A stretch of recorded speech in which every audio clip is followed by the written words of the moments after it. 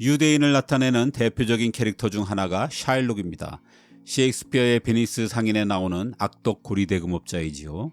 살 1파운드를 담보로 돈을 빌려준 샤일록의 무자비함은 당시의 유대인이 얼마나 많이 고리대금업을 했는지, 그리고 그 때문에 얼마나 많은 미움을 받았는지를 상징적으로 보여줍니다. 현대에도 세계의 금융계는 유대인이 꽉 잡고 있다고 봐도 무방합니다. 세계의 경제 대통령이라 불리는 미국 연방준비제도의 의장도, 미국 재무장관도 거의 대부분 유대인입니다. 여기에 로스차일드와 골드만삭스가 유대계고 20세기 금융의 연금술사라 불리는 조지 소로스도 유대인입니다. 이렇듯 예로부터 지금까지 돈이 있는 곳엔 유대인이 있었습니다.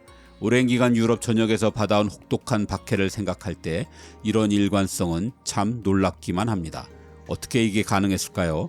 그건 이미 앞에 답이 나와 있습니다. 박해. 유대인들은 금융업만 해야 한다는 박해를 받아왔기 때문입니다. 이게 특혜가 아니고 어떻게 박해냐고 의아해 하실 수 있습니다. 만약 오늘날 특정인에게만 은행을 할 수 있게 한다면 난리가 날 것입니다. 하지만 유대인에 대한 차별과 탄압이 본격화된 중세에는 지금과 모든 것이 달랐습니다. 즉 당시 고리대금업은 저주받은 자만이 할 수 있는 일이었습니다.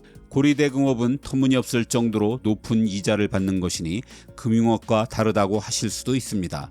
하지만 옛날엔 이 둘의 구분이 없었습니다. 고리대금을 뜻하는 영어 단어인 유주리는 우수라라는 라틴어에서 나왔습니다. 준 것보다 더 많이 되돌려 받는다는 뜻입니다. 즉 공짜가 아니라면 얼마의 이자라도 모두 유주리, 고리대금이라고 불렀던 것입니다. 유럽에선 아주 오래전부터 돈을 빌려주고 이자를 받는 것은 인간이 저질러선 안 되는 추악한 행위로 여겼습니다. 유럽 지배층의 사고를 지배해온 BC 4세기의 고대 그리스 철학자 아리스토텔레스는 소와 돈을 비교해가며 이를 설명했습니다. 즉 소는 젖을 짜낼 수 있기 때문에 빌려주고 그 대가를 받을 수 있지만 돈은 그 자체로 아무것도 생산해내지 못하기 때문에 이자를 받으면 안 된다는 것입니다. 기독교가 이 아리스토텔레스의 철학을 그대로 받아들였습니다. 창조는 하느님만이 해야 할 일인데 대금업은 돈으로 돈을 만드는 것이니 신성모독이라는 것입니다. 이런 풍조가 가장 강했던 11, 12세기의 고리대금업자들은 포도주와 빵을 통해 예수와 한몸이 되는 교회의 영성체에 참석할 수 없었습니다. 더 무서운 것은 죽어서 교회의 묘지에 묻힐 수 없었다는 점입니다. 이건 천국에 갈 수 없다는 뜻입니다. 중세의 파문이 무서운 이유라는 영상에서 말씀드린 것처럼 모든 것이 교회 중심으로 돌아가는 사회에선 정말 절망적인 처벌입니다.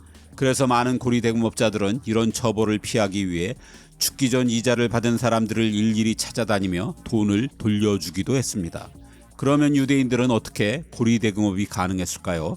그건 이들이 기독교인이 아니라 유대교인이기 때문입니다. 아무리 교회가 엄격하더라도 대금업은 실생활에서 꼭 필요한 업종이었습니다. 일반인들뿐 아니라 왕이나 귀족들도 잦은 전쟁과 사치스러운 생활을 위해 급전이 필요했습니다. 심지어 교회도 건물 증축을 위해 때론 돈을 빌려야 했습니다. 중세 중반으로 갈수록 상업의 규모가 커지자 대금업의 필요성도 점점 더 커져갔습니다. 누군가는 이 일을 맡아 해야 했습니다. 아주 오래전부터 유럽에서 유대인들은 메시아를 죽인 종족으로 멸시를 받아왔습니다. 기독교에서 보기에 이들은 어차피 지옥에 갈 사람들이었습니다. 그러니 유대인들에게 대금업을 허용하는 게 죄짓는 일이 아닌 거죠. 악역을 떠맡은 유대인 입장에선 달리 선택의 길이 없었습니다. 대부분의 지역에서 유대인의 토지 소유가 금지되었기 때문에 중세 봉건사에서 가장 중요한 산업인 농사를 지을 수가 없었습니다. 기능인 조합인 길드에도 끼워주지 않았기 때문에 기술자가 될 수도 없었습니다. 공직이야 말할 것도 없습니다. 그래서 유대인들은 살아남기 위해선 일반 기독교인들이 하지 않는 험한 일을 해야 했습니다. 그게 고리대금업입니다. 마침 유대교에서도 같은 유대인끼리의 이자는 금기되었지만 이종교에는 허용되었기 때문에 종교적인 문제도 없었습니다. 사실 중세 초기만 해도 유대인들은 고리대금업보단 상업을 더 많이 했습니다. 5세기에 로마가 무너지면서 상업과 교역망도 함께 붕괴되었습니다. 그나마 유일하게 남은 게 스페인, 프랑스, 이탈리아 등 지중해변을 따라 퍼져 있던 유대인들의 공동체였습니다. 이를 기반으로 한 무역으로 유대인들은 대금업 자금을 마련할 수 있었습니다. 로마에 예루살렘이 함락되기 전부터 유대인들은 초등교육을 의무화했습니다.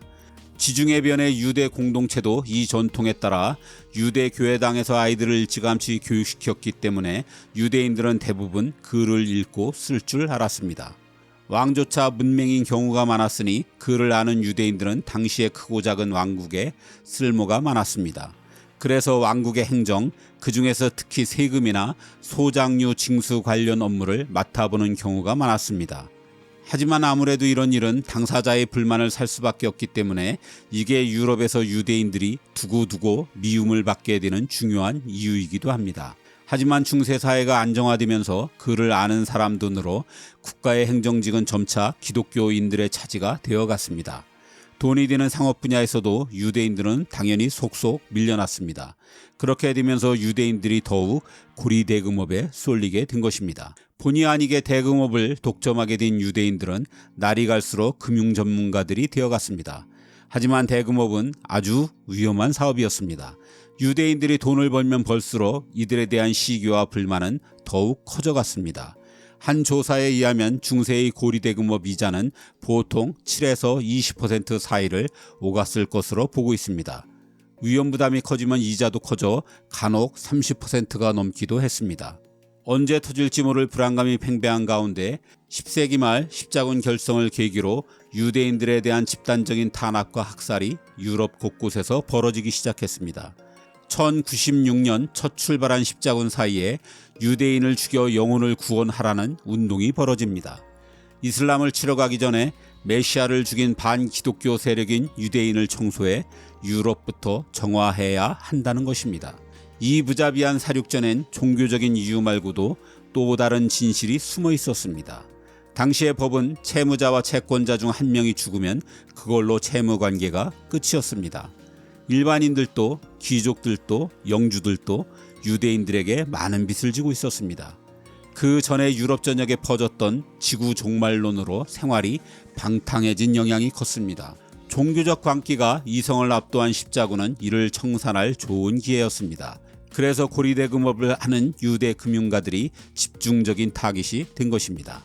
유대인에 대한 혹독한 탄압은 머지않아 국가적인 차원으로 커져갔습니다. 왕과 귀족들도 유대인들에게 많은 돈을 빌렸고 이를 해결하는 가장 손쉬운 방법은 이들을 죽이거나 추방하는 것이었기 때문입니다. 우선 영국은 유대인들에게 노란색 별딱지를 붙였습니다. 나중에 독일의 나치가 이를 흉내내 유대인들을 격리하기 위해 사용했던 바로 그 다윗의 별입니다. 그리고 13세기 말 금융업을 하는 유대인을 중심으로 대거 영국에서 추방령이 떨어졌습니다.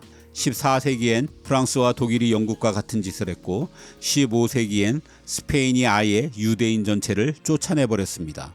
유럽 전역의 유대인 탄압은 14세기에 극심했던 흑사병도 한몫했습니다. 평소 위생관념이 철저했던 유대인들은 유럽인들에 비해 흑사병 사망자가 훨씬 적었습니다. 그러자 유대인들이 우물에 병균을 퍼뜨렸다는 소문이 퍼졌습니다. 한편에선 유대인의 고리대금업 때문에 신이 흑사병이란 형벌을 내렸다는 소문도 돌았습니다. 이 때문에 유대인들이 얼마나 많이 죽었던지 교황이 별도로 유대인 보호령을 발동해야 할 정도였습니다. 더 이상 서유럽에서 살 수 없게 된 유대인들은 비교적 호의적이었던 폴란드, 헝가리, 루마니아, 러시아 등 동유럽으로 대거 이주해 갔습니다. 하지만 이들의 후손들은 20세기 히틀러에 의해 가장 큰 희생을 당하게 되지요. 이렇게 보면 홀로코스트는 히틀러가 주범이지만 유럽 전체가 역사적인 공범이라고 해야 할 것입니다. 유대인을 쫓아낸 영국과 프랑스에선 얼마 후 유대인 복귀 청원이라는 해프닝이 벌어지기도 했습니다. 금융을 대신 맡게 된 유럽 기독교인들의 이자가 유대인들보다도 훨씬 더 셌기 때문입니다. 스페인의 몰락이 유대인 추방에서 시작되었다는 연구가 있듯이 스페인 역시 엄청난 후유증을 앓았습니다. 이처럼 대금업 때문에 겪는 온갖 고초에도 불구하고 유대인들은 결코 돈을 놓을 수는 없었습니다. 그나마 돈이 있을 때가 좀 더 안전하다는 경험이 자꾸만 쌓여갔기 때문입니다. 수없이 반복된 위기 때마다 돈을 림을 삼아 목숨을 구하는 일이 반복되자 유대인에게 돈은 곧 생명줄이라는 믿음이 굳게 생긴 것입니다. 더구나 추방이 잦았기 때문에 급한 상황에서도 언제든 챙겨갈 수 있는 현금을 절대 선호할 수밖에 없었습니다. 아예 재산을 몰수당하고 나라 밖으로 쫓겨나는 일이 잦아지자 유대인들은 점차 국제적으로 통용될 수 있는 보석 사업에도 뛰어들었습니다. 그 중에서도 유대인들은 영원히 변하지 않는 보석이라는 다이아몬드에 집중, 지금도 전 세계 거래량의 절반이 유대인의 손을 거치고 있습니다. 한때 다이아몬드 시장의 90%를 장악했던 드비오스도 유대인 것이고, 다이아몬드 가격을 사실상 결정하는 다이아몬드 딜러스 클럽의 정회원들도 거의 모두 유대인들입니다. 반유대주의는 역사상 가장 오래된 증오입니다. 그만큼이나 돈이 생명이라는 신념은 유대인들에겐 자신들의 종교만큼이나 가장 오래된 믿음입니다. 이 때문에 유대인들은 악덕 고리대금업자라는 꼬리표를 달았습니다. 샤일록처럼 말입니다. 다시 말하지만 유대인이 대금업을 하게 된 것은 중세 봉건제에서 철저하게 배제되었기 때문입니다. 그리고 그들이 원하든 원치 않든 유대인들의 고리 대금업은 근대 자본주의를 가져왔습니다. 대금업은 은행으로 발전했고 오늘날 은행 없는 자본주의를 상상하기는 어려우니 말입니다.